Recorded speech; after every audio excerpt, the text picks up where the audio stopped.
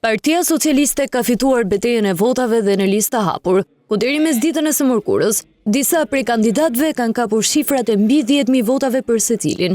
Në Tiranë, i cili është qarkulli më i madh në vend, Ministri i Kulturës, Inovacionit dhe Ekonomisë Blendi Konxha zë vendin e parë me 8.190 vota. Pas tij renditet Ministri i Brendshëm Ervin Hoxha me 4.847 vota dhe Erion Braçe me 3.924 vota. Nga radhët e demokratëve betejë e fortë mbetet midis Ilir Ali Mehmetit me 4.473 vota dhe Jurita Tabakut me 4.231 vota.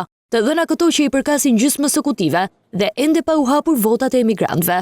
Në qarkun Fier, Klevis Jahaj renditet në krye të listës së hapur me 10.748 vota dhe pas tij vjen as Floral Haxhiu me 10.507 vota. Nga demokratët, ndonse nuk ka arritur të marrë mandat, Fierakët kanë votuar për Gentian Çelën me 6.648 vota. Të dhëna këto, vetëm nga kutit brenda vendit. Durrësi ka dhënë votat e saj për deputetin aktual Arken Ballën me 10.000 vota, ndërsa nga të djathtët, Arjan Doja ka siguruar mandatin me 4.981 vota. Socialistja Sara Mile thyen rekordin me 11.362 vota si më e votuara në garën e hapur në Elbasan.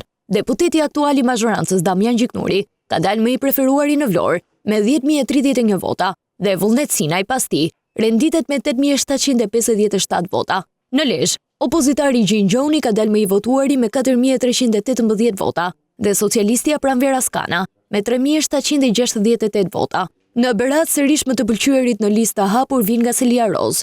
Hysem Buzali ka kapur shifrën e 8.100 votave. Në Shkodër ndryshe, Bardh Spahia i Partisë Demokratike ka marrë 8.189 vota në listën e hapur, ndërsa nga PS, më i votuari është Parish Mahmutaj me 7.100 vota. Ilirian Pendavingi nga radhët e socialistëve është më i votuari në Korçë me 8.132 vota, ndërsa në Gjirokastër, ish kryebashkiaku Tërmet Peçi thyen rekordin me 9.468 vota. Në qarkun më të vogël në vend Kuksin, janë demokratët në krye.